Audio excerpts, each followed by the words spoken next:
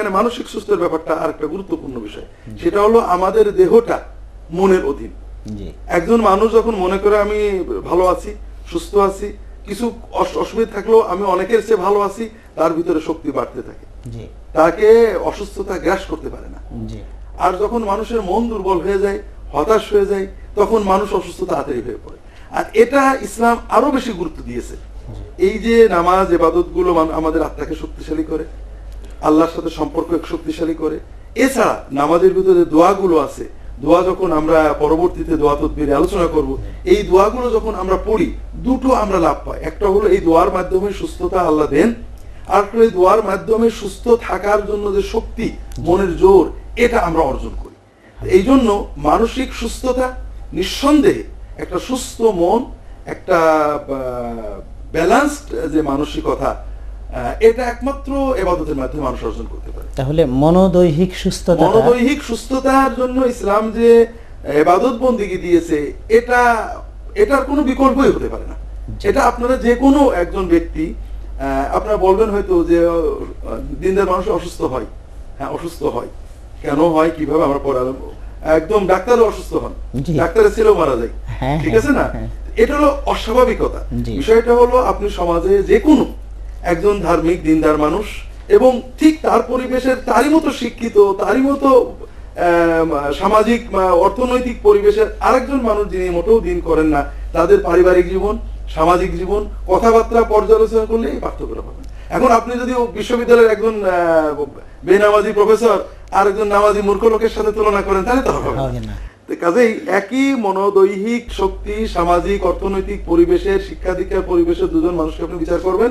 যে ব্যক্তি ইবাদত বন্দেগী করেন তার আপনি অনেক সুস্থ মানসিক এবং দৈহিক ভাবে পাবেন।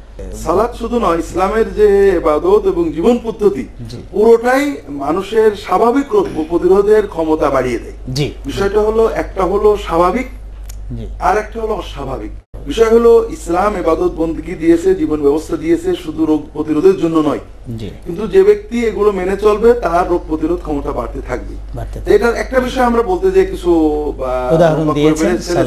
সেটা হলো যেমন সালাত, পরিমিত ঘুম, অর্থাৎ সকাল সকাল ঘুমাতে যাওয়া, সকাল সকাল উঠে পড়া। আল্লাহ রাসূল সাল্লাল্লাহু আলাইহি ওয়াসাল্লাম সাহাবীরা যখন বেশি ইবাদত করতে চাইতেন নিষেধ করতেন, ওয়া ইন্নাল আইনিকা আলাইকা হাক্কান ওয়া ইন্নাল আহলিকা আলাইকা হাক্কান।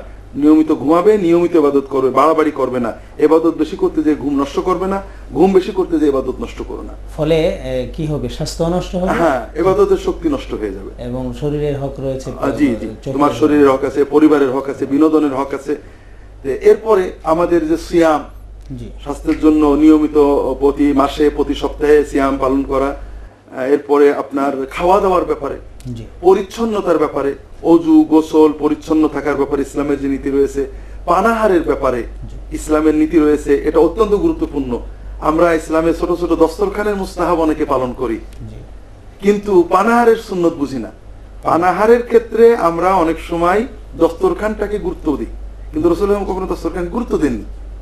দস্তরখান অর্থাৎ উনি খাবারটা প্লেট থালে না খেয়ে আমরা দস্তরখানের উপরে রেখে শুকনো খাবার খেতেন, কিন্তু উনি এটা উৎসাহ দিয়েছেন যে তোমরা এভাবে ছাড়া খেও না, এটা কোথাও নেই।